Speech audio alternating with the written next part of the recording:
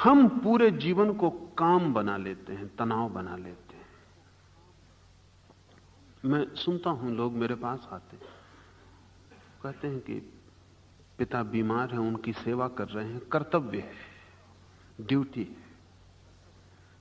Duty होती है policeman की, कर्तव्य होता है एक नौकर का, बेटे का कर्तव्य नहीं होता। कर्तव्य का मतलब है करना चाहिए इसलिए कर रहे। लेकिन अगर पिता की सेवा करना कर्तव्य है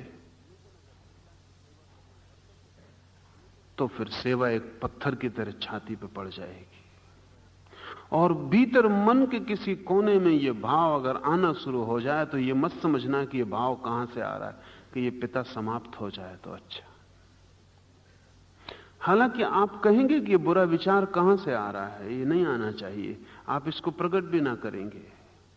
लेकिन जिस दिन आपने सेवा को कर्तव्य माना उसी दिन इस विचार का बीज भी आपने बो लिया अपने भीतर। यह कोई और नहीं ला रहा है, क्योंकि जहां कर्तव्य है वहां से छुटकारे का मन होगा।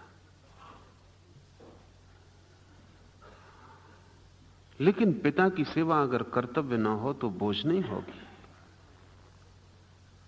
और तब सच तो यह है कि पिता की सेवा करते वक्त पहली दफा आपके जीवन में वो फूल खिलेगा जिसका अर्थ पुत्र होना होता है, नहीं तो वो फूल कभी नहीं खिलेगा। पिता आपको जन्म देके पिता नहीं हो जाता और आप किसी से जन्म पाके पुत्र नहीं हो जाते। पुत्र आप उस दिन होते हैं जिस दिन पिता की सेवा आनंद होती है, और पिता भी आप उस दिन होते हैं जिस दिन बेटे के प्रति जो प्रेम है वो आनंद होता है, काम और कर्तव्य नहीं।